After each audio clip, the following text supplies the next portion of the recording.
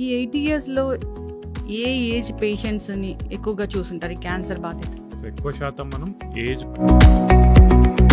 చూస్తూ ఉంటాం క్యాన్సర్ అని. పర్టికులర్గా ఏ రీజన్ వల్ల ఈ క్యాన్సర్ అనేది వస్తుంది? ఫస్ట్ జెనెటిక్ అండి, పూర్తిగా జెనెటికల్లీ, వంశపారంపర్యం కాదు. హోమ్ రెమెడీస్ అనే ఉంటాయి, అవి పాటించవచ్చా? బట్ ఎవరు చెప్పారా హోమ్ రెమెడీస్ వల్ల తగ్గుతాయని చెప్పి? మిల్లెట్స్ తినాలి, షుగర్ తినకూడదు, ఇది డైటే కదా? కాదండి, ఇక్కడ పాయింట్ ఒకటి హైలైట్ పాయింట్ చెప్పాలా. క్యాన్సర్ సెల్స్ అసలు బాడీలో అసలు గ్రో అవ్వకూడదు అంటే ఒక రకమైన వాటర్ ఉంది, అది తీసుకుంటే అసలు మంచిగా పనిచేస్తుంది, ఆల్కలైన్ వాటర్ అంటున్నారు. నిజంగా మ్యాజిక్ చేస్తుందా డాక్టర్ గారు అది? ఇవన్నీ మార్కెటింగ్ స్కీమ్స్ తప్పితే అసలు క్యాన్సర్ రాకూడదు, అరికట్టాలి, ముందే ప్రివెంట్ చేసుకోవాలి అంటే ఏం లేదా డాక్టర్ గారు? అసలు ఉన్నాయండి, చాలా ఉన్నాయి. కానీ మనం ఇప్పుడు నొప్పి లేని గడ్డలన్నీ క్యాన్సర్ గడ్డలేనా డాక్టర్ గారు? ఇట్లా చెప్తే మళ్ళీ వెంటనే నాకు ఇక్కడ గడ్డ ఉందని చాలా మంది వస్తారు. కాదండి, వెరీ అడ్వాన్స్ ట్రీట్మెంట్ ఉందా క్యాన్సర్స్ కి? ఆ కణం యొక్క పని ఏంటి? అది బతకాలి. సో దానిలో డిఫరెంట్ చేంజెస్ తెచ్చుకుంటూ ఉంటుంది. ఎటువంటి ఎన్విరాన్మెంట్ ఉన్నా అది బతకడానికి, అది పెరుగుతూ ఉంటుంది, మల్టిప్లై అవుతూ ఉంటుంది. అప్పుడు మనం దాన్ని ఐడెంటిఫై చేసి. Welcome to iDream media. So cancer పెద్ద మహమ్మారి.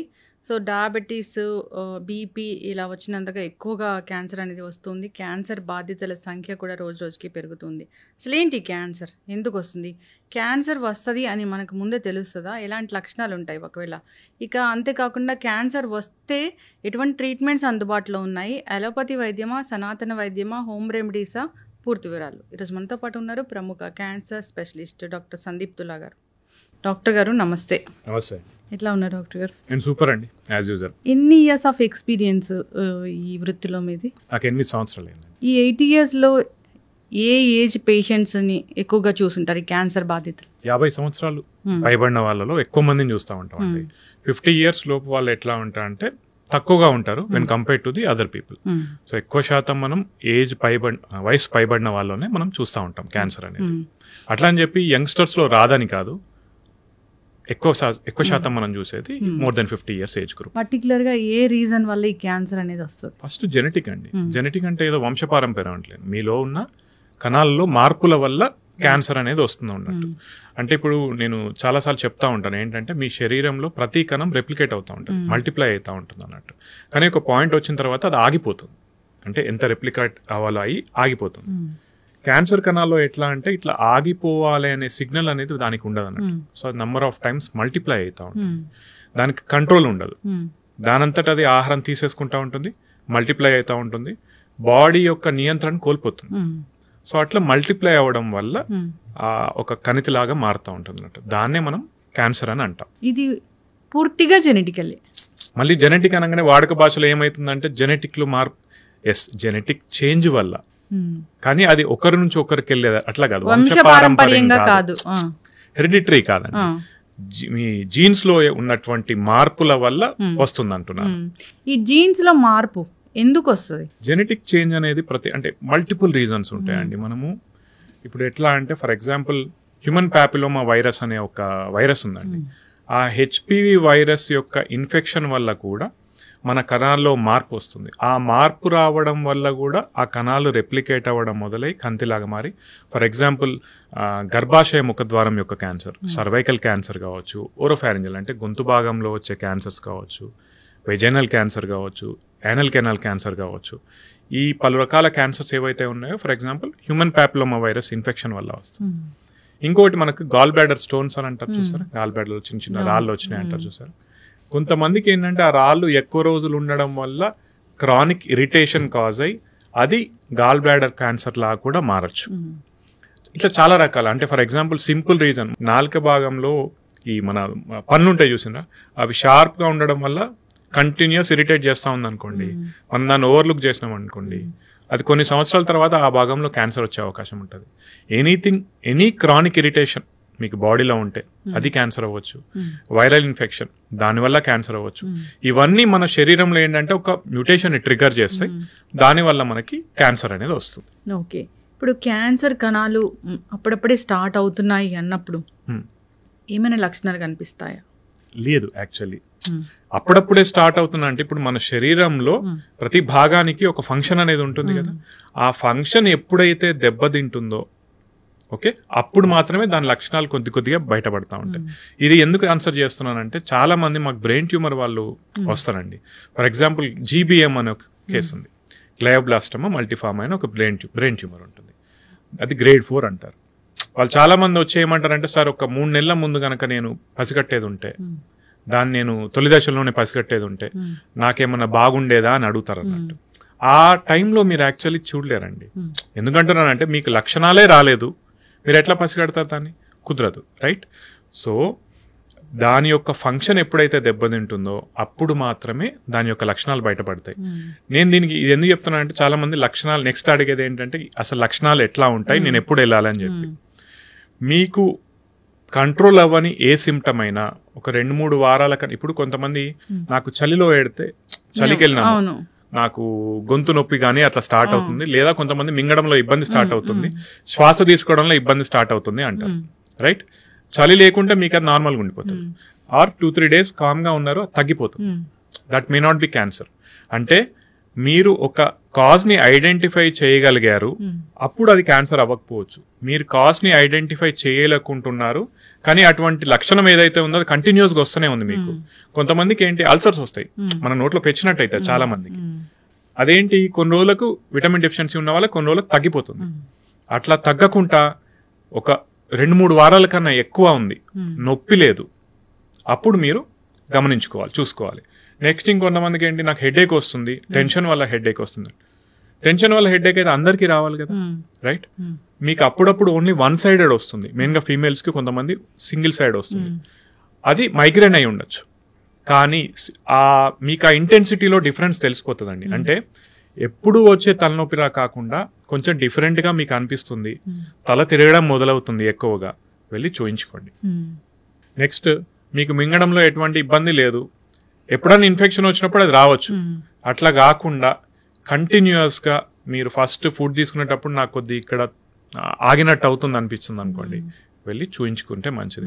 ఇక్కడ యాక్చువల్లీ వెళ్ళి చూయించుకుంటే మంచిది. అంటే ప్రతి లక్షణంలో ఏమవుతుందంటే ఫర్ ఎగ్జాంపుల్ ఎవరైనా హెడేక్ అని వచ్చారు నా దగ్గర, వాళ్ళకు 2 చేశాను నేను. ఒకటి MRI రాశాను, ఒకటి ఏమవ్వదు అని పంపించాను. నేను ఏమీ లేదని పంపించిన వాళ్ళకి నెక్స్ట్ మళ్ళీ MRI చేస్తే క్యాన్సర్ అని వచ్చింది అనుకున్నాం, వాళ్ళు తిడతారు నన్ను. MRI రాసిన వాళ్ళకి ఏం లేదన్నాను అనుకోండి, వీడు నాకు అనవసరంగా టెస్ట్ రాసిందని వీళ్ళు తిడతారు. అనవసరంగా టెస్ట్ రాసినట్లు అవ్వదు కదా, ఉందో లేదో అన్న భయం పోతుంది కదా. అదే. సో మన వాళ్ళకి ఎట్లా ఫీలింగ్ ఉందంటే అనవసరంగా టెస్ట్ రాస్తారని మర్చిపోతారు. అంటే ప్రాబ్లమ్ తో మన దగ్గరకు వచ్చినప్పుడేమో సార్ మీరు ఏం చెప్పినా చేస్తాము అన్నప్పుడు ప్రతి ఒక్కరు ప్రతి దానిలో డబ్బులు సంపాదించుకోవాలని ఏమి ఉండదండి మనకి. ఎందుకంటే ఒక పేషెంట్ కి మంచిగా ఒక పేషెంట్ మౌత్ ఆఫ్ వర్డ్ తో చెప్తేనే మాకు మళ్ళీ వస్తారు కదా.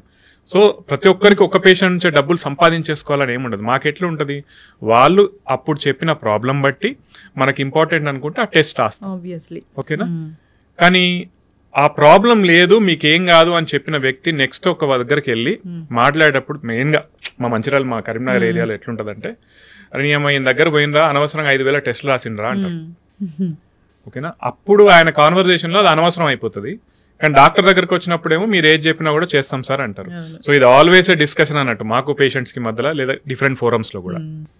ఖచ్చితంగా డాక్టర్ గారు ఇప్పుడు ఈ క్యాన్సర్ లక్షణాలు అంటే మీరు చెప్పినట్లు అవి డిఫరెంట్ ముందుగా తెలియవు, ఏదైనా కొంచెం మనకి తగ్గినట్లుగా, సో ఇది నార్మల్ గా లేదు అనిపిస్తే మాత్రం ఒకసారి డాక్టర్ దగ్గరికి వెళ్ళడం మంచిది.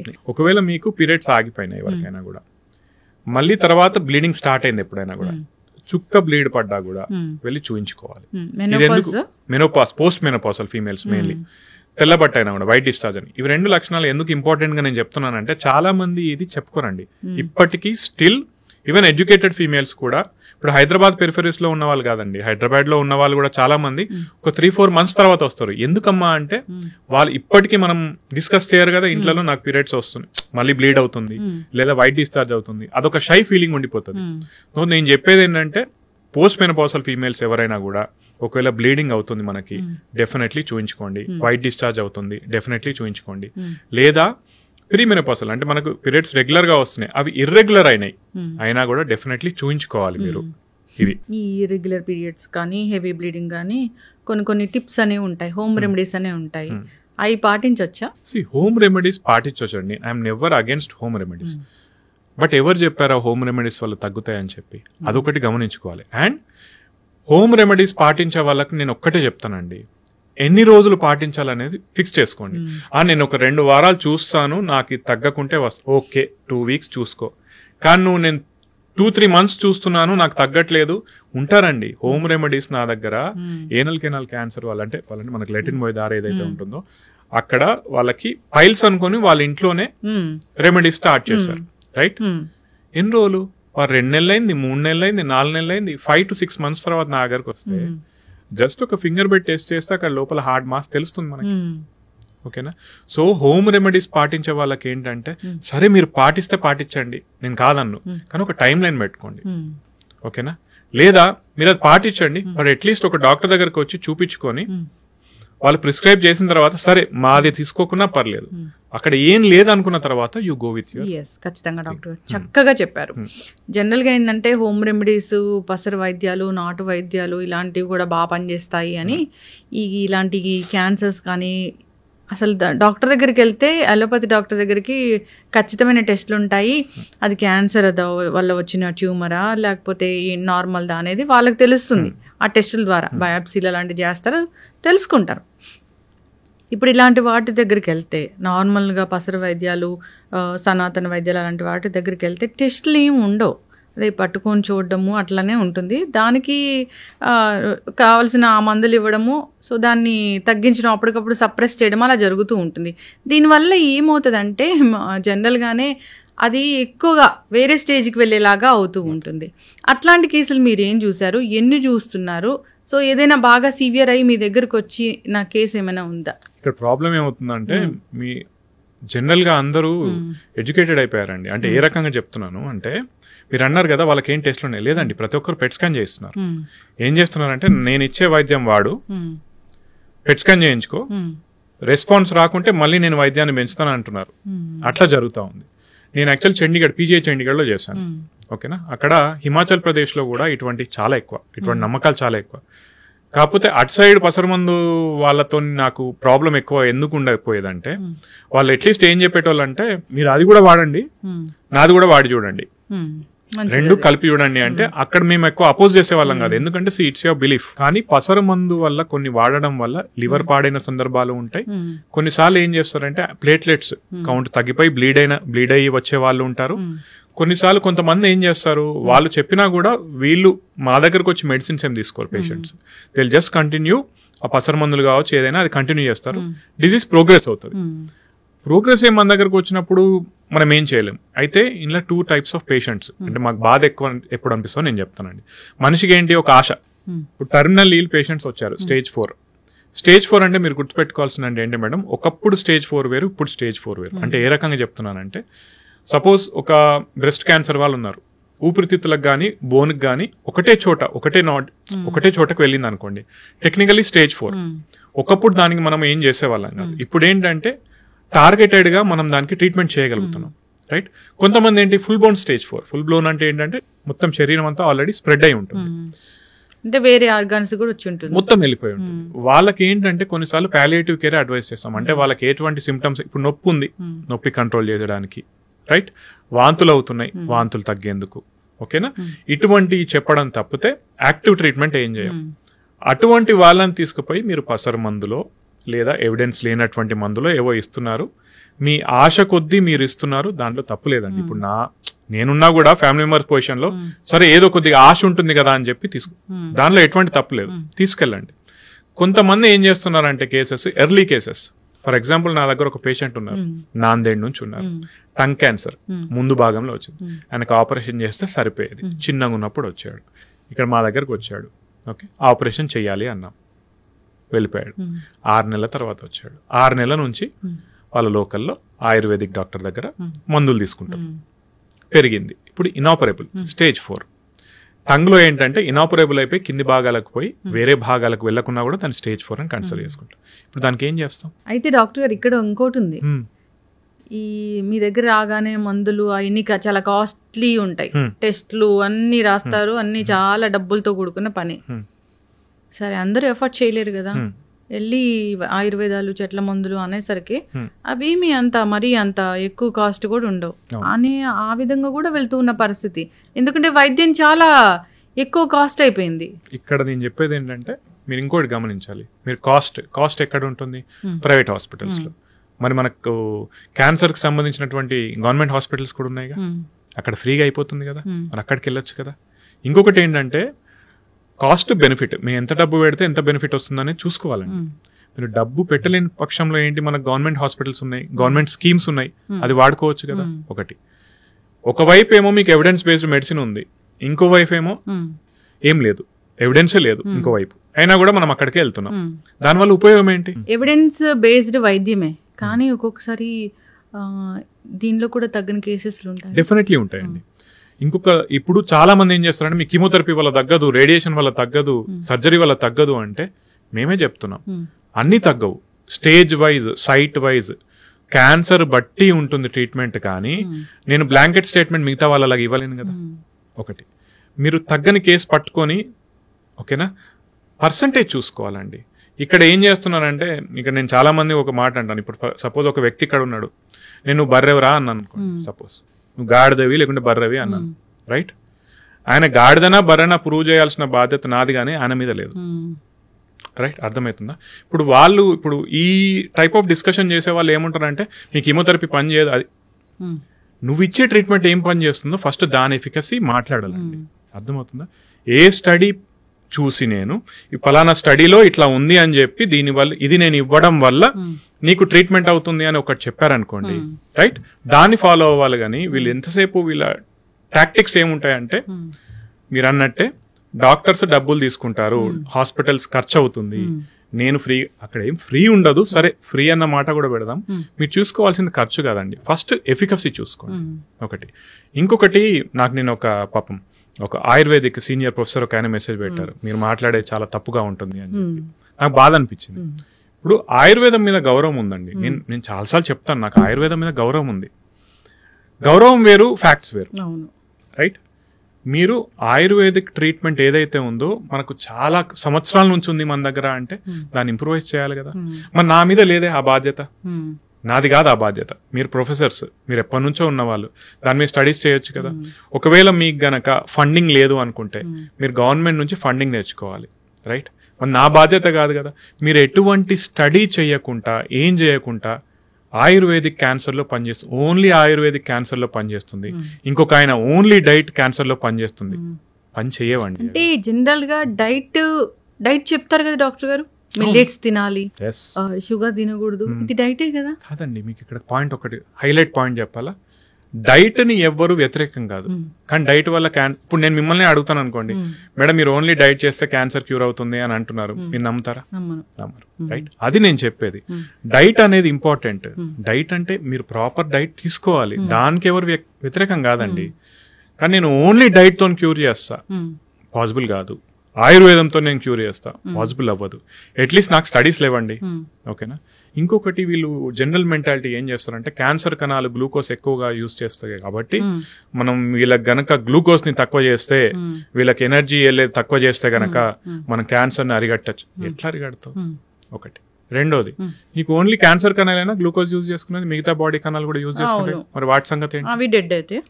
వాటికి కూడా కదా. ఇంకొకటి మీరేంటంటే ప్రపంచంలో వీళ్ళకన్నా మేధావులందరూ కూడా స్టడీస్ కోర్ట్ ఏవైతే ఉన్నాయో వాళ్ళన్నింటినీ వీళ్ళు షేర్ చేస్తారు గ్రూప్స్లలో, డిఫరెంట్ గ్రూప్స్లో. కానీ అక్కడ గమనించాల్సింది ఏంటంటే ప్రపంచంలో ఉన్న ఏ సైంటిస్ట్ కూడా మోడర్న్ మెడిసిన్ వాడకుండా ఓన్లీ డైట్ తో క్యూర్ చేస్తా అని అన్నారు. మన దగ్గర ఉన్న మేధావులు మాత్రమే అంటారు. ఆయుర్వేదిక్ ఏదైతే ఉందో వీళ్ళు ఆయుర్వేదిక్, మళ్ళీ చెప్తున్నాను, డిఫరెంట్ ఫోరమ్స్ లో మాట్లాడుతున్నాం కాబట్టి చెప్తున్నాను అండి, ఆయుర్వేదిక్ ఎవరు వ్యతిరేకం కాదండి. కాకపోతే వాళ్ళు ఇంకా స్టడీస్ చేయాల్సిన అవసరం ఉంది. గవర్నమెంట్ ఇప్పుడు ఆయుష్ మినిస్ట్రీ ఉంది, ఆయుష్ మినిస్ట్రీ నుంచి బడ్జెట్ తీసుకోవాల్సిన అవసరం ఎవరిది? మీది. మరి మీరు చేయకుండా ఇప్పుడు already existing evidence based medicine ఏదైతే ఉందో దాన్ని కౌంటర్ చేస్తాను అంటే ఇది వ్యాపారం తప్పితే ఇంకేం కాదు. అవును, ఇది ఎవిడెన్స్ బేస్డ్ మెడిసిన్, ఇది అందరూ ఆమోదించిన వైద్యం. అవునండి, అలోపతి బ్రతికిస్తారు ప్రాణాలని. సరే, దగ్గు, జలుబు, జ్వరాలు చిన్న చిన్న వాటికంటే ఇంట్లో ఉన్న హోమ్ రెమెడీస్ అవి అయితే ఓకే, ఎంతవరకు బాగానే పనిచేస్తాయి. అయితే డాక్టర్ గారు, జనరల్గానే ఇప్పుడు మీరు అన్నట్లుగా హ్యూమన్ ప్యాపిలోమా వైరస్ వల్ల సర్వైకల్ క్యాన్సర్ వస్తుంది, థ్రోట్ క్యాన్సర్ కూడా దాని వల్లే వస్తుందా? థ్రోట్ అంటే మనకి యాక్చువల్లీ జనరల్ వాడుక భాషలో చెప్తున్నాను నేను. థ్రోట్ అంటే ఇక్కడ చాలా భాగాలు ఉంటాయి, ఓరోఫారింగ్స్ అని ఉంటుంది అన్నట్టు, దానికి రిస్క్ ఉంటుంది. గొంతు భాగంలో అనుకోండి రిస్క్ ఉంటుంది. ఓకే, ఇప్పుడు దానికోసం వ్యాక్సిన్ ఉంది కదా? Definitely, yeah. అట్లా ఇంకా ఏ క్యాన్సర్స్ కి వ్యాక్సిన్ ఉంది? మెయిన్ గా మనం వాడేది ఓన్లీ హెచ్పివి అండి. ఎందుకంటే ఇక్కడ మనం ఐడెంటిఫై చేయగలిగాం more than 90% of the cancers of cervix, oropharynx ఇవి రిలేటెడ్ టు హెచ్పివి అని మనం ఐడెంటిఫై చేయగలిగాం కాబట్టి దానికి అగేన్స్ట్ గా మనం వ్యాక్సిన్ తయారు చేసుకోగలిగాం.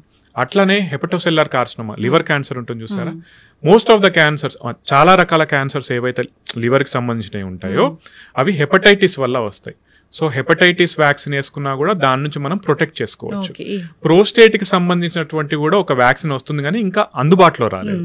ఇవి మూడింటికే కానీ మిగతా వాటికి ఇప్పుడైతే ప్రస్తుతానికైతే వ్యాక్సిన్స్ లేవు. ఇప్పుడు క్యాన్సర్ సెల్స్ అసలు బాడీలో అసలు గ్రో అవ్వకూడదు అంటే ఒక రకమైన వాటర్ ఉంది, అది తీసుకుంటే అసలు మంచిగా పనిచేస్తుంది, ఆల్కలైన్ వాటర్ అంటున్నారు. నిజంగా మ్యాజిక్ చేస్తుందా డాక్టర్ గారు అది? మరి మీరు వేస్తారో లేదో నాకు తెలియదు కానీ మల్టీ లెవెల్ మార్కెటింగ్ స్కీమ్ అని చెప్పాను కదండి.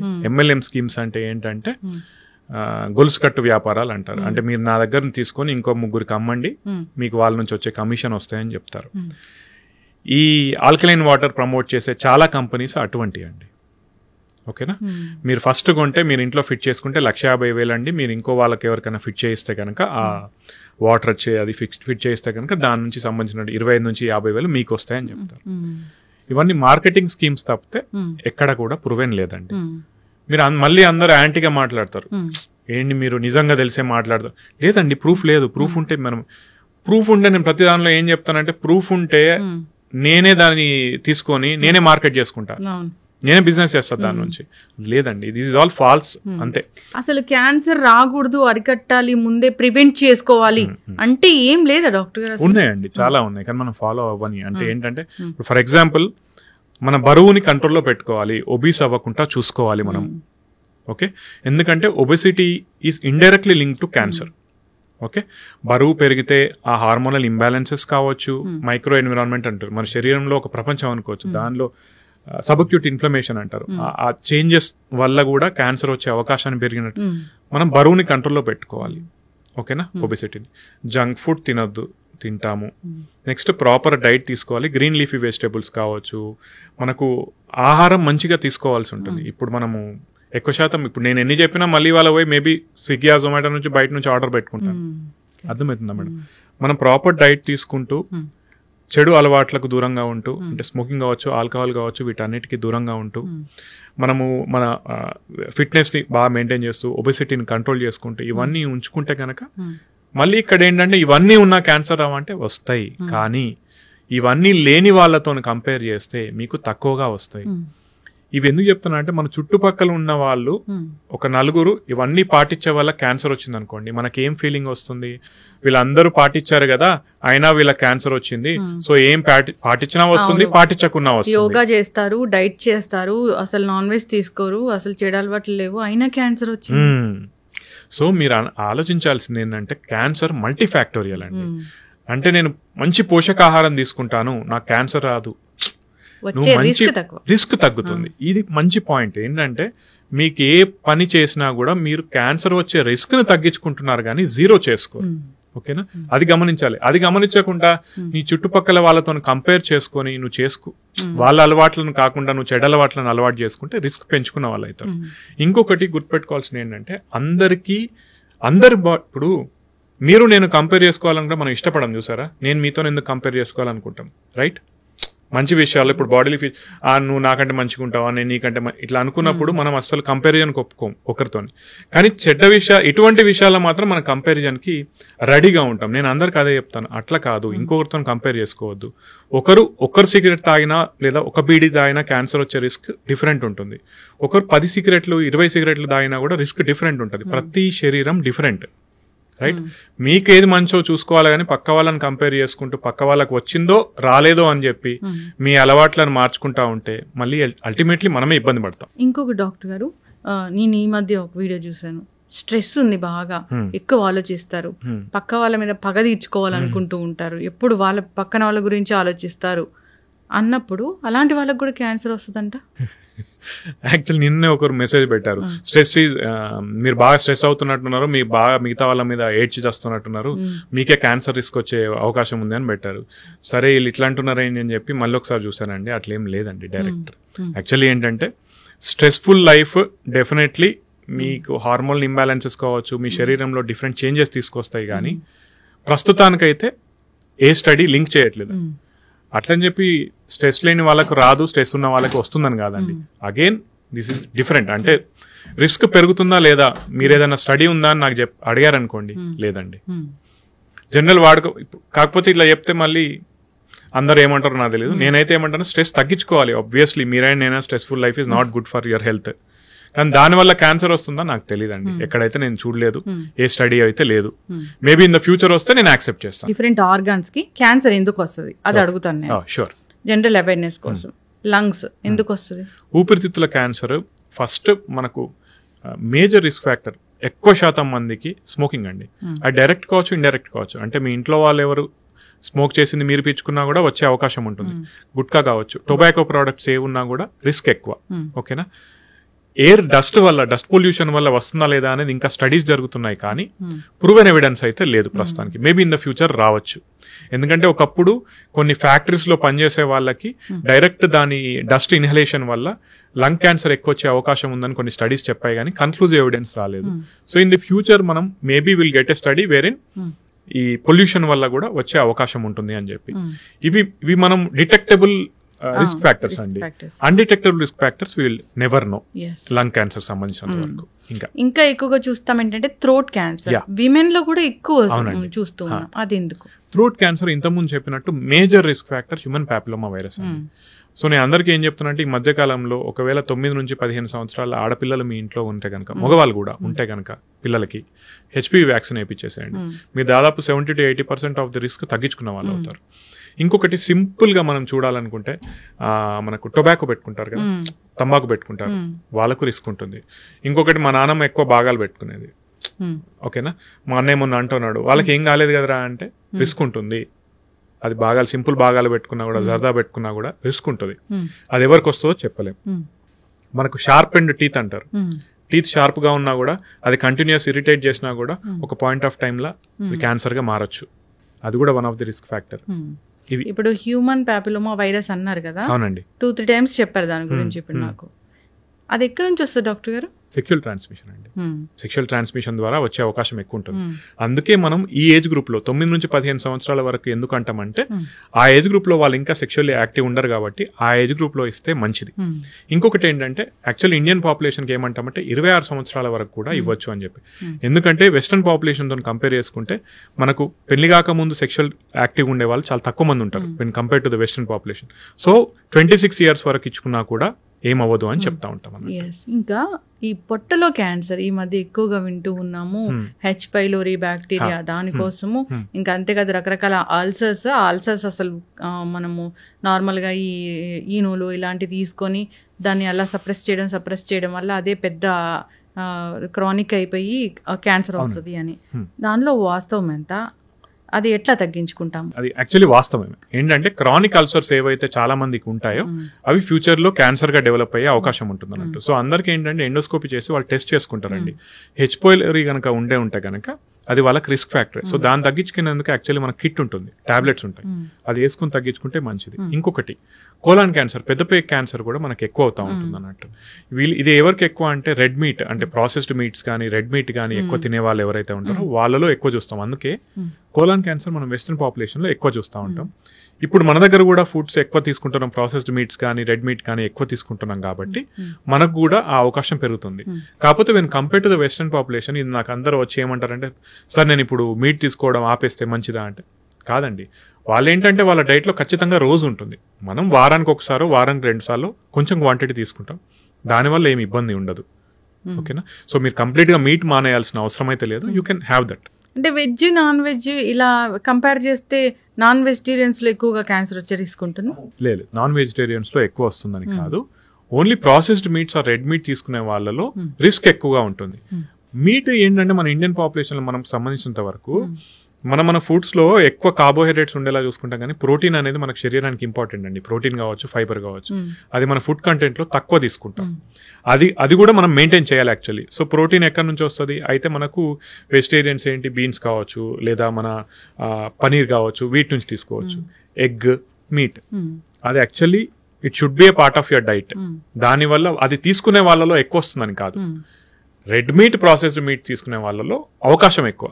మళ్ళీ అది ఉండడం వల్ల నేను తక్కువ చేస్తాను అంటే అట్లా కాదండి, అవకాశం ఎక్కువ అని చెప్తున్నాను అంతే. ఈ హెచ్పివి వైరస్ వల్లనే సర్వైకల్ క్యాన్సర్ వస్తుంది. ఎస్. ఆ భాగాలకి ఇంకా ఏం క్యాన్సర్ వస్తుంది డాక్టర్ గారు? వెజనల్ క్యాన్సర్ అనుకోవచ్చు, మనకు ఎండోమెట్రియల్ క్యాన్సర్ అని ఉంటుంది. ఇవన్నీ కూడా ఇప్పుడు మనకు గర్భాశయ ముఖద్వారం సర్వైకల్ క్యాన్సర్ వచ్చేసి మనకు మేజర్లీ వచ్చేది హెచ్పివి వల్ల. ఎండోమెట్రియల్ క్యాన్సర్ ఏంటంటే హార్మోనల్ డిపెండెంట్, హార్మోన్ ఆల్టరేషన్స్ ఎవరైతే శరీరంలో ఉంటాయో వాళ్ళకు వచ్చే అవకాశం ఎక్కువగా ఉంటుంది అన్నట్టు. అది కూడా ఈ మధ్యలో ఎక్కువ చూస్తున్నాం. యాక్చువల్లీ సర్వైకల్ క్యాన్సర్ ఇన్సిడెన్స్ అనేది తగ్గింది, ఎండోమెట్రియల్ క్యాన్సర్ అనేది చాలా వరకు పెరిగింది. ఇంకా స్ట్రెస్, రకరకాల అదే అన్నాను కదా, సో దాని వల్ల కూడా రిలేషన్ అయి ఉండొచ్చు.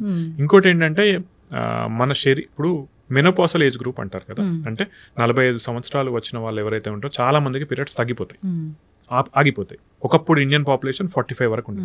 ఇప్పుడు ఏంటంటే అది పెరుగుతా ఉందండి, 50-55 వరకు కూడా నార్మల్ వస్తా ఉంది. ఇదేంటంటే this is related to healthy diet as well as healthy life style. దాని యొక్క ప్రభావం ఏంటంటే మీ శరీరం ఎక్కువగా ఈస్ట్రోజన్ హార్మోన్ కి మీకు ఎక్కువ రోజులు మీ శరీరంలో అది ప్రొడ్యూస్ అవుతా ఉంది. That is a risk factor for endometrial and ovarian cancer. So అది కూడా దానివల్ల కూడా మనకి క్యాన్సర్ వచ్చే అవకాశం పెరుగుతూ ఉంటుంది. ఓకే, ఎస్ డాక్టర్ గారు, ఇందాక మీరు చెప్పారు యానల్ క్యాన్సర్ అనేది, అది ఎందుకు వస్తుంది? అది కూడా చాలా మట్టుకు రిలేటెడ్ టు అగైన్ హెచ్పివి అదొకటి. నెక్స్ట్ ఇంకొకటి ఏంటంటే పైల్స్ ఉన్న వాళ్ళకి కూడా ఆ రిస్క్ అనేది కొంచెం ఎక్కువగా ఉంటుంది. క్రానిక్ ఇరిటేషన్ ఉన్న ఏదైనా కూడా, అంటే కోతికి పుండు పట్టినట్టు అంటారు, ఐడియా ఉందా? కోతికి చిన్న పుండు పట్టిన గీస్తూ ఉంటుంది, పెద్దగా అవుతా ఉంటుంది అన్న చూసారా. సో తొలి దశలోనే మనం అన్ని చేసుకోకుండా అది క్రానిక్ గా అక్కడ ఇరిటేట్ అయ్యి అది మళ్ళీ క్యాన్సర్ లా మారే అవకాశం ఉంటుంది అన్నట్టు. సో ఎనీ కండిషన్ మనకు ఉందనుకుంటే ఎంత తొందరగా వీలైతే అంత తొందరగా దాన్ని క్యూర్ చేసుకుంటే మనకు మంచిది. బ్రెస్ట్ క్యాన్సర్ కూడా మీరు అన్నట్లుగానే రకరకాల కారణాల వల్ల వస్తుంది. ఇప్పుడు క్యాన్సర్ అంటే ఒక గడ్డేనా? క్యాన్సర్ అంటే ఒక కణితేనా? క్యాన్సర్ అంటే ఒక ట్యూమరేనా? అంటే మనకు కనిపించి ఇప్పుడు ఊపిరితిత్తుల్లో క్యాన్సర్ వచ్చింది అంటే అక్కడ ఒక ట్యూమర్ ఉంటుందా? ఒక గడ్డలాగా ఉంటుంది. సో గడ్డలాగా లేని క్యాన్సర్స్ ఎట్లా అంటే మళ్ళీ బ్లడ్ క్యాన్సర్స్, లింఫోమాస్, ల్యూకిమియాస్ అంటారు. అవేంటంటే ఇప్పుడు మైలోమా అని ఉంటుంది.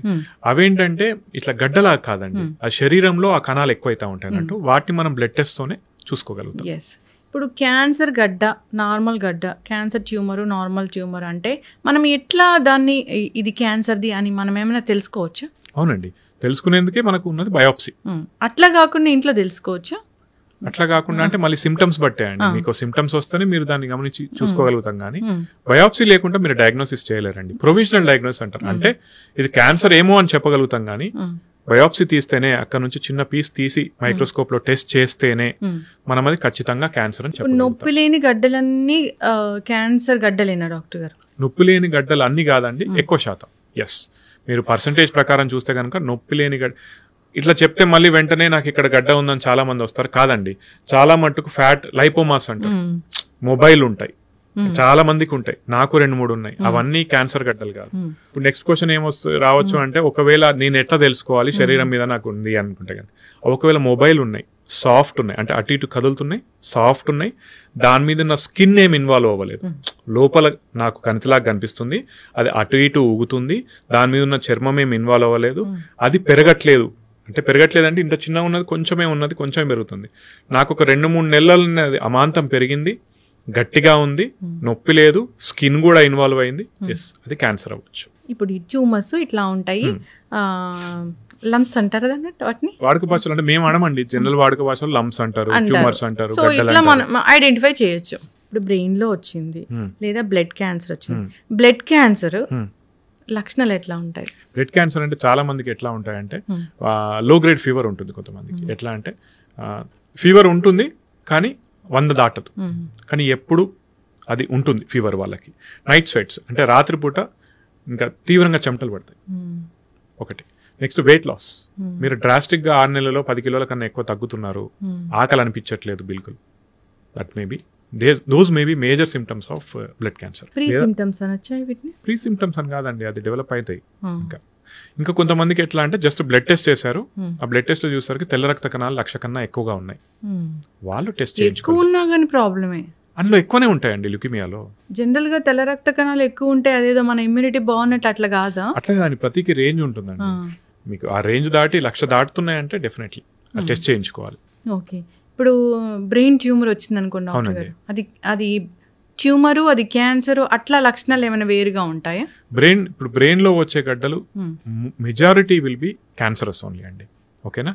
ఓకే, బినైన్ అంటే గడ్డనే కానీ క్యాన్సర్ లాగా పెరగని ఉంటాయా అంటే ఎస్ ఉంటాయి. ఒకటి పిట్యూటరీలో ఉంటాయి, పిట్యూటరీ గ్రంథి అని ఉంటుంది, అక్కడ వస్తే మాత్రం most of them will be non cancerous. కానీ ఇంకొకటి స్క్వానోమా అని ఉంటుంది, అంటే మన వినికిడికి సంబంధించిన నరానికి పట్టిన స్క్వానోమా అని ఉంటుంది.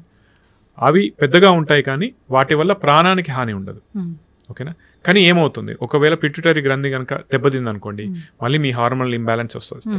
దానివల్ల సిండ్రోమ్స్ ఉంటాయి, కుషింగ్ సిండ్రోమ్స్ అని, ఆక్రోమెగాలి అని ఉంటాయి అన్నట్టు. అది మీ జీవన శైలిని బాగా దెబ్బతీస్తూ ఉంటుంది. ఇంకొకటి ఏంటి, కనుచూపుకు సంబంధించిన నర్వ్స్ ఏవైతే ఉంటాయో అది పిట్యూటరీ గ్రంథికి దగ్గరగా ఉంటాయి. ఇది వెళ్ళి దాన్ని ప్రెస్ చేసింది అనుకోండి, కనుచూపు మీద ప్రభావం పడుతుంది. రెండోది, వినికిడికి సంబంధించిన నర్వ్ ఏదైతే ఉందో అదే మన బ్యాలెన్స్ కూడా సంబంధించిన నర్వ్ అదేనండి. అక్కడ కూడా ఒకవేళ కణితి వచ్చింది అనుకోండి, మీ ప్రాణానికి హాని కలిగించవచ్చు, కానీ మీ నడుస్తున్నారు ఇంబ్యాలెన్స్ వచ్చేస్తుంది. వినికిడి లోపం, మనకు అప్పుడప్పుడు చెవిలో నీళ్లు పోతే ఒక సౌండ్ వస్తుంది, టినిటస్ అంటారు. అట్లా లక్షణాలు వస్తూ ఉంటాయి.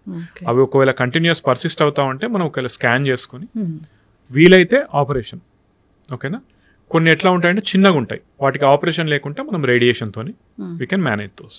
ఏ క్యాన్సర్ అయినా కానీ ఈ లక్షణాలు ఉంటాయి అంటే ఏముంటాయి? అట్లా ఏమున్నాయండి ర్యాండమ్ గా, మనకు ఏ భాగం ఎఫెక్ట్ అయిందో దాన్ని బట్టి లక్షణాలు ఉంటాయి తప్పితే ఈ లక్షణం ఉంటే ఈ క్యాన్సర్ నో యూ కెనాట్. అయితే చాలా మంది ఇప్పుడు ఏం టెస్ట్ చేస్తున్నారంటే, ఒకవేళ గనక మీరు అన్ని ఎక్కడ క్యాన్సర్ ఉన్నా ఏదైనా ఒక టెస్ట్ తోని మనం పసిగట్టే అవకాశం ఉందా అంటే ఎస్, ఒక బ్లడ్ టెస్ట్ వస్తుంది, ఇంకా స్టడీ ఫేస్ లోనే ఉంది.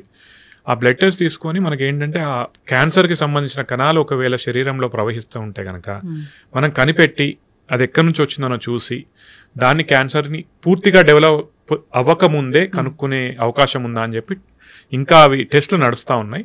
అదొకవేళ వస్తే that will be very much helpful for us actually. Yes, ఖచ్చితంగా డాక్టర్, చాలా చక్కగా చెప్పారండి. ఇప్పుడైతే ఏదైనా భయం ఉందనిపిస్తే మీరు అన్నట్లుగా ఇప్పుడు బ్రెస్ట్ క్యాన్సర్ అనుకోండి, దానికి ఒక టెస్ట్ ఉంటుంది, మ్యామోగ్రఫీ. అలాంటి టెస్ట్ యాక్చువల్లీ మ్యామోగ్రఫీ అనేది స్క్రీనింగ్ గైడ్ లైన్ అండి. అంటే అందరికి చేపిస్తాం కానీ యాక్చువల్లీ రూల్ ప్రకారం పోతే 40 సంవత్సరాలు దాటిన ప్రతి మహిళ అట్లీస్ట్ 1 to 2 years ఒకసారి మ్యామోగ్రఫీ చేయించుకోవాలి. చేయించుకుంటే ఏంటి, మనకు చిన్న అంటే నేను చూసిన వాటిలలో 8 millimeters ఇస్తే లీస్ట్ సైజ్ 8 millimeters. ఎర్లీగా కనిపెడితే ఏంటంటే, ఇప్పుడు మనకు అందరికి స్టేజెస్ అనేది తెలుసు కదా, సో మనం ఎంత తొందరగా కనిపెడితే మనం అంత ఎఫెక్టివ్ ట్రీట్మెంట్ ఇవ్వచ్చు మనం.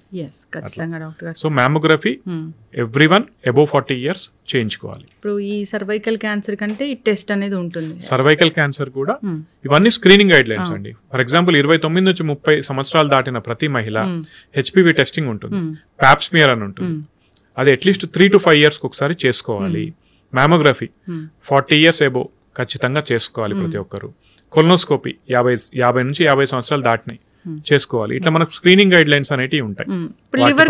లివర్ కి యాక్చువల్లీ స్క్రీనింగ్ గైడ్ లైన్ ఏది లేదు. సో కాకపోతే మనం తగ్గించుకునేందుకు హెపటైటిస్ వ్యాక్సిన్. జనరల్ గానే రాకూడదంటే మీరు జాగ్రత్తలు చాలా చక్కగా చెప్పారు. రాకూడదంటే మన హెల్దీ లైఫ్ స్టైల్ మెయింటైన్ చేయాలి. ఇలాంటివి వ్యాక్సిన్స్ కొన్నిటికి ఉన్నాయి, జాగ్రత్తలు అయితే పాటించాలి. సో అందరు కూడా పాటించి హ్యాపీగా ఉండాలని కోరుకుందాం డాక్టర్ గారు. అయితే ఈ రీసెంట్గా ఫార్మర్ క్రికెటర్, ప్రస్తుత పొలిటీషియన్ నవజోత్ సింగ్ సిద్ధు గారి వైఫ్ ట్రీట్మెంట్ తీసుకుంటూ పచ్చి పసుపు, బీట్రూట్, నీమ్ ఇలాంటివి తీసుకుంటూ, లెమన్ వాటర్ ఇలాంటివి తీసుకుంటూ తగ్గించుకున్నారు అని అన్నారు. సనాతన వైద్యం అది, మరి అది పనిచేసింది కదా. మీరు అర్థం చేసుకోవాల్సింది ఏంటంటే, నేను అందరికి ఏం చెప్తానంటే, ఆయన ప్రీవియస్ ట్వీట్స్ చూడండి. ఆమె గైనకాలజిస్ట్ యాక్చువల్లీ, నాకు తెలిసినంత వరకు అయితే వాళ్ళ వైఫ్ గైనకాలజిస్ట్. ఓకేనా? మీరు ఆయన ప్రీవియస్ ట్వీట్స్ చూస్తే కనుక ఆమె కీమోథెరపీ తీసుకుంది, సర్జరీ చేసిండ్రు, రేడియేషన్ కూడా చేశారు. ఓకేనా? అది మొత్తం అయిన తర్వాత they started her on a diet. ఈ 3 పాయింట్స్ మన వాళ్ళు కట్ చేశారు. ఆయన చెప్పాడు. కాకపోతే ఎక్కువ ఎంఫసిస్ ఎక్కడ ఇచ్చాడు ఆయన, ఎంఫసైజ్ ఎక్కడ చేశాడు, డైట్ మీద చేశాడు. అయితే ఏంటంటే ఫస్ట్ ఆమె సర్జరీ చేసుకున్నారు. సర్జరీ చేసుకున్న తర్వాత she got a local recurrence. Local recurrence అంటే ఎక్కడైతే ఆపరేషన్ చేసి తీసేశారో అక్కడ ఆ ఏరియాలో రికరెన్స్ వచ్చింది. దానికి వాళ్ళు మళ్ళీ సర్జరీ చేసి కీమో చేసి ఆ ఏరియా మళ్ళీ రాకుండా ఉండేందుకు రేడియేషన్ చేస్తారు. ఇవన్నీ ఎవరు మాట్లాడరు. దాంతో పాటు అది తీసుకున్నారు కాబట్టి డైట్ వల్లే తగ్గింది అని చెప్తారు అన్నట్టు. అది అబద్ధం. నేను చాలా మందికి ఏం చెప్తా ఉంటానంటే, అందరు ఇప్పుడు మెంటాలిటీ ఎట్లయిపోయిందంటే సైడ్ ఎఫెక్ట్స్ వస్తే మోడర్న్ మెడిసిన్ ట్రీట్ అయితే నా డైట్ లేదా ఆయుర్వేదం. మీరు సరే తీసుకోండి కానీ మోడర్న్ మెడిసిన్ పాటించకుండా నేను దాంతోనే తగ్గించుకుంటా అంటే అది మూర్ఖత్వం అవుతుంది. ఇప్పుడు సైడ్ ఎఫెక్ట్స్ అనేవి ఖచ్చితంగా ఉంటాయి కదా డాక్టర్ గారు, ఏ టాబ్లెట్ కైనా ఉంటాయి, ఏ ట్రీట్మెంట్ కైనా ఉంటాయి, కానీ క్యాన్సర్ లో అయితే మరీ ఎక్కువగా ఉంటాయి. అవునండి. ఇప్పుడు కీమో తీసుకున్న వాళ్ళందరికీ జుట్టు రాలిపోతూ ఉంటుంది, చాలా సన్నగా అయిపోతూ ఉంటారు. ఇంకా రేడియేషన్ అలాంటివి చూస్తే చాలా పెద్ద పెద్ద స్కార్స్ ఉంటాయి కదా డాక్టర్. కాదండి, ఇప్పుడు కీమోథెరపీకి కూడా జుట్టు రాలిపోవడం ఎస్. ఇంకొకటి ముందు చాలా వామిటింగ్స్ ఉండేవి. అంటే కొన్ని బుక్లో ఎట్లా డిస్క్రైబ్ చేస్తారంటే బ్లడ్ వామిటింగ్స్ అయిపోయేటి అని డిస్క్రైబ్ చేస్తారు అన్నట్టు. కానీ ఇప్పుడు ఎట్లా అయిపోయిందంటే ఇప్పుడు వామిటింగ్స్ ని కంట్రోల్ చేసేటువంటి మెడిసిన్స్ మనకు వచ్చాయి. సో వామిటింగ్స్ అనేది ఆల్మోస్ట్ మనం 80% వరకు తగ్గించగలిగాం. ఇంకొకటి బాడీ వెయిట్ తగ్గడం అనేది మల్టీఫ్యాక్టోరియల్ అండి. క్యాన్సర్ వల్ల కూడా బాడీ వెయిట్ తగ్గుతుంది. మీరు ఆ టైంలో స్ట్రెస్ కావచ్చు, ఆకలి లేకపోవడం కావచ్చు, ఈ మన కీమోథెరపీ ఎఫెక్ట్ కావచ్చు, వీటన్నిటి వల్ల కూడా మీరు ఆహారం తక్కువ తీసుకుంటారు, అందుకు కూడా మీరు సన్నం అవుతారు. రైట్.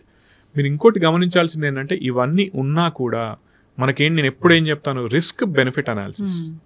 ఓకేనా, మనకేంటి, మనకి ఇవన్నీ రిస్క్స్ కానీ మనకు బెనిఫిట్ ఉందా? ఎస్.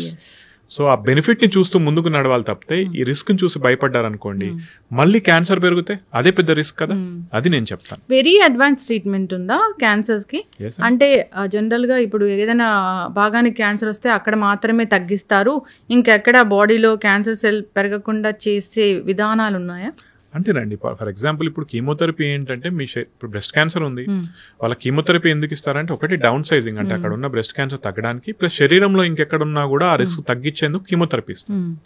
ఆపరేషన్ అండ్ రేడియేషన్ ఎందుకు చేస్తారు? ఏ భాగంలో అయితే ఉందో అది తీసేసేందుకు మనకు ఆపరేషన్ చేస్తారు, ఆ భాగంలోనే మళ్ళీ రాకుండా ఉండేందుకు will give radiation. So your entire body is covered, ఎక్కడైతే వచ్చిందో అది కూడా కవర్ అయింది. అంతేగాని మొత్తం శరీరం అంతా రాకుండా చేసేందుకు ఏమి ఉండదు అనేది లేదండి. మళ్ళీ నెక్స్ట్ క్వశ్చన్ ఏమొస్తా ఉంది జనాలకి, అట్లయితే మళ్ళీ ఎందుకు వచ్చిందంటే డెఫినెట్లీ రెసిస్టెంట్ క్లోన్స్ అనేటివి ఉంటాయి చాలా మటుకు. అంటే ఒక్క కణం మిగిలినా కూడా అది over period of time multiply అవుతా ఉంటుంది. దాన్ని ఇప్పుడు అదేంటంటే నేను ఇంతకుముందు ఒక మాట మాట్లాడాను, మన శరీరంలోనే ఇంకొక డిఫరెంట్ వరల్డ్ ఉంది అని చెప్పి. ఆ కణం యొక్క పనేంటి, అది బతకాలి. సో దానిలో డిఫరెంట్ చేంజెస్ తెచ్చుకుంటా ఉంటుంది, ఎటువంటి ఎన్విరాన్మెంట్ ఉన్నా అది బతకడానికి, అది పెరుగుతూ ఉంటుంది, మల్టిప్లై అవుతూ ఉంటుంది. అప్పుడు మనం దాన్ని ఐడెంటిఫై చేసి దానికి టార్గెటెడ్ గా ఏ కీమోథెరపీ పనిచేస్తుందో దాన్ని ఇస్తాం. అట్లని చెప్పి 100% ప్రతి ఒక్కటి తగ్గుతుందని కాదండి, కొన్ని డెఫినెట్లీ రెసిస్టెంట్ క్లోన్స్ ఉంటాయి, వాటిని మనం తగ్గించలేము. అది ప్రతి దానిలో ఉంటది. ఈ విషయంలో మోడర్న్ ఎవిడెన్స్ బేస్డ్ మెడిసిన్ ఇంకా ఇంప్రూవ్ అవ్వాల్సిన అవసరం ఉంది. డైట్స్ మాట్లాడుకుంటే మీరు చెప్పారు ఇంతకు ముందు, ప్యాక్డ్ ఫుడ్ అలాంటివి తీసుకోకూడదు, జంక్ ఫుడ్ అలాంటివి తీసుకోకూడదు, నార్మల్ గా మన ఇంట్లో తీసుకునే ఫుడ్ ఓకే అని అన్నారు. ఓకే కదా నార్మల్ గా ఇంట్లో తీసుకునే ఫుడ్ అంటే? ఎస్ అండి, డెఫినెట్లీ ఓకే. ఇంకొకటి నేను ఇంకొక స్టెప్ ముందుకేసి ఏమంటానంటే, వీలైతే మళ్ళీ తిడతారేమో కమెంట్లో నాకు తెలియదు కానీ, వీలైతే మీ కూరగాయలు మీరు పండించుకోండి, మీ రైస్ మీరు పండించుకోండి. నాకు ఒక చిన్న ల్యాండ్ లీజ్ తీసుకొని నేను అందులో ఏం చేస్తానంటే నా కూరగాయల వరకు నేను పండించుకుంటాను, నా రైస్ వరకు నేను తీసుకుంటాను, అందులో ఏం మిగతా పెస్టిసైడ్స్ కానీ ఏది వాడకుండా నేను చూసుకోగలుగుతున్నాను. ఓకేనా, అందరూ అట్లా చేసుకోకపోవచ్చు కానీ వీలైతే కనుక అది పాటించండి. ఎందుకంటే అట్లీస్ట్ ఇప్పుడు ఇంకొకటి ఏంటంటే దీని స్టడీస్ కూడా ఉన్నాయండి, మనం ఫెర్టిలైజర్స్ కానీ పెస్టిసైడ్స్ వాడడం వల్ల క్యాన్సర్ వస్తుందా అని స్టడీస్ ఉన్నాయి. అది యూజ్ చేసేటువంటి ఫార్మర్స్ కి ఎక్కువ రిస్క్ కానీ అల్టిమేట్లీ ఎండ్ కన్జ్యూమర్ కి అంత రిస్క్ కాదని స్టడీ ఉంది. ఓకేనా, కానీ నేను ఇంకా ఏమంటానంటే ఇప్పుడు తెలియకపోవచ్చు, నేను ఇంతకుముందు ఏమన్నానంటే ప్రతి శరీరం ఒకటే రకంగా పనిచేయకపోవచ్చు, మీకు అది రిస్క్ అవ్వచ్చు. దాన్ని తగ్గించేందుకు ఏం చేయాలో మీ అంతటా మీరే చూసుకోవాలండి. నా మట్టుకు నేను ప్యూర్ మిల్క్, నాకు సంబంధించిన నా బర్రె ఉంది ఒకటి, దాని నుంచి తెచ్చుకొని తాగుతాను. నాకు సంబంధించిన వరకు నాకు వీలవుతుంది కాబట్టి, మళ్ళీ నాకు పెద్ద డబ్బులు ఏం లేవండి, నేను అనేది అది కూడా లీజే తీసుకున్నాను ల్యాండ్, మళ్ళీ కమెంట్లలో ఎవరైనా పెడుతున్నా డబ్బులు ఎక్కువ అని చెప్పి నా ల్యాండ్ లీజ్ తీసుకున్నాను, దానిలో నాకు సంబంధించిన వరకు ఫుడ్ గ్రో చేసుకొని, అంటే నా మట్టుకున్న రిస్క్ ఫ్యాక్టర్స్ నేను తగ్గించుకోగలుగుతున్నాను. మీ బాడీ, మీ శరీరం రిస్క్ తగ్గించుకోవాల్సిన బాధ్యత మీది. అది ఎట్లా వీలవుతుంది అనేది మీరు చూసుకోవాలి. ఎస్, అయితే డాక్టర్ గారు ఇప్పుడు నాన్ స్టిక్స్, అల్యూమినియంస్, ఆయిల్స్, మీరు అన్నట్లుగా very polished rice, sugar, salt ఇలా చెప్తారు కదా, ఈ లిస్ట్ లో ఏముంటాయి అసలు క్యాన్సర్ ని బాగా వచ్చేలాగా చేసేవి మన ఇంట్లో ఉండే? ఆర్టిఫిషియల్ స్వీట్నర్స్ కావచ్చు అండి, ప్లస్ ఇప్పుడు కల్తీ బాగా ఎక్కువైపోతుంది. ఇప్పుడు షుగర్ మీరు తినేది ఆర్టిఫిషియల్ షుగరా, లేకుంటే ఆర్టిఫిషియల్ స్వీట్నెస్ యాడ్ చేసిన షుగరా, లేదా న్యాచురల్లీ వచ్చిన షుగరా అనేది, అంటే మన చెరుకు నుంచి తీసినటువంటి దాని నుంచి వచ్చిందా అనేది మనకు ఐడియా లేదు. అంటే ఈ షుగర్ లో కూడా ఆర్టిఫిషియల్ ఉండొచ్చు. అంటే నేను ఇంకొకటి ఏంటంటే, మీరు ఒకవేళ నాన్ స్టిక్ అది ఉందన్నారు కదా, దాని మీద చాలా స్టడీస్ జరిగినాయండి. యాక్చువల్లీ నాన్ స్టిక్ ఏవైతే ఉన్నాయో దాని నుంచి వచ్చే మెటీరియల్ సపరేట్ గా చూస్తే, అంటే ల్యాబ్ గ్రూన్ లో చూస్తే కనుక, ల్యాబ్ ఎన్విరాన్మెంట్ లో చూస్తే that may B link to cancer. కానీ అది వాడడం వల్ల, దానిలో ఎక్కువసేపు ఫ్రై చేయడం వల్ల మనిషికి క్యాన్సర్ వచ్చిందా అనేది ఇంకా తెలియలేదు. కానీ నేనేమంటానంటే, నీకు అక్కడ దానిలో ఏదో ఒకటి, ఇప్పుడు అంతెందుకండి, ఆర్టిఫిషియల్ కలర్స్ కూడా, కొన్ని ఆర్టిఫిషియల్ కలరింగ్ ఏజెంట్స్ కూడా క్యాన్సర్ కి రిస్క్ అని వచ్చింది. ఇప్పుడు మనం బయట మంచూరియా కావచ్చు, ఏ తిన్నా కూడా అందులో ఆర్టిఫిషియల్ కలరింగ్ ఏజెంట్స్ యూస్ చేస్తాం. ఐస్ క్రీమ్ అంటారు for example, ice cream is not ice cream, తెలుసు కదా మీకు అది. ఐస్ క్రీమ్ అన్ని రిఫైన్డ్ ఆయిల్స్ నుంచి తయారు చేస్తారు. ప్యూర్ మిల్క్ నుంచి తయారు చేసేటి కొన్ని బ్రాండ్సే ఉన్నాయి, దానిలో కలరింగ్ ఏజెంట్స్ యాడ్ చేస్తారు, దాన్ని అవన్నీ చేస్తారు కదా. కానీ మరి అవన్నీ తింటాం కదా మనం. నేను అనేది ఏంటంటే, వాటికి రిస్క్ ఉంది, ఇంకా ప్రూఫ్ లేదు, బట్ మీరు తగ్గించుకోగలిగితే చాలా మంచిది. ఆయిల్ ఏది మంచిది అంటారు డాక్టర్ గారు? చాలా మంది ఆలివ్ ఆయిల్ వాడతారండి. మేము చిన్నప్పుడు పల్లి నూనె వాడేటోళ్ళం ఇంట్లో. వాళ్ళు అంటే వాళ్ళు అక్కడ పల్లీల నుంచి తీసిచ్చేవాళ్ళు, డైరెక్ట్ వాడేవాళ్ళం. గానుగ నూనె ఏదో చేసి వాడుతా ఉన్నారు. చాలా ఆయిల్, సన్ఫ్లవర్ ఆయిల్ మంచిది అంటారు, కానీ నీకు వచ్చిన సన్ఫ్లవర్ ఆయిల్ కాదో నీకు తెలియదు. కల్తీలు ఎక్కువైపోయాయండి. అంటే నేను దానిలో ఏం భాగస్వామ్యం లేదు నాకు, కానీ నా ఉద్దేశం ఏంటంటే కల్తీలు ఎక్కువైపోయాయి. మీకు తెలిసి ఇంకొకటి ఏంటంటే, చాలా మంది బ్రాండ్స్ ఉంటాయి చూసారా, బ్రాండ్కి ఎక్కువ డబ్బు అని చెప్పి చిన్న బ్రాండ్స్ తీసుకునే అవకాశం ఉంటుంది. ఇదేదో బిజినెస్ ప్రమోషన్ అని కాదు, కానీ కొన్నిసార్లు ఏమంటాయంటే, కొన్నిసార్లే మళ్ళీ నేను చెప్పేది, మనం ఎక్కువ డబ్బులు పెట్టినప్పుడు వాళ్ళ క్వాలిటీ అనాలిసిస్ అనేది కొంచెం ప్రాపర్గా చూసుకోగలుగుతారు. సో మీరు కనుక అఫోర్డబుల్ అయితే any good brands, they are good for you. ఖచ్చితంగా డాక్టర్ గారు, చాలా చక్కటి ఇన్ఫర్మేషన్ అండి. మన జీవన విధానం ఎలా ఉండాలి, క్యాన్సర్ రాకుండా ఎలాంటి జాగ్రత్తలు తీసుకోవాలి, ఎలాంటి ఆహార నియమాలు పాటించాలి, వస్తుందని ఎలా తెలుస్తుంది, లక్షణాలు ఏముంటాయి, మనము వదిలేస్తే అది ఎక్కువగా పెద్ద క్యాన్సర్ అయ్యే అవకాశం ఉంటుంది, వేరే స్టేజ్కి వెళ్ళే అవకాశం ఉంటుంది, ట్రీట్మెంట్స్ ఏమున్నాయి, మనం ఏం తప్పులు చేస్తున్నాం ట్రీట్మెంట్స్లో కూడా. సో చాలా చక్కగా చెప్పారు డాక్టర్ గారు. ఈ పాడ్కాస్ట్ సిరీస్ అనేది కంటిన్యూ చేద్దాం క్యాన్సర్ గురించి. జనరల్గా నాకు ఇంకా చాలా క్వశ్చన్స్ ఉన్నాయి. షూర్ అండి. మిత్స్ ఏంటి, ఫ్యాక్ట్స్ ఏంటి, ఇలాంటివి కంటిన్యూ చేద్దాం డాక్టర్ గారు. చాలా చక్కటి ఇన్ఫర్మేషన్ అండి. ధన్యవాదాలు. Thank you so much.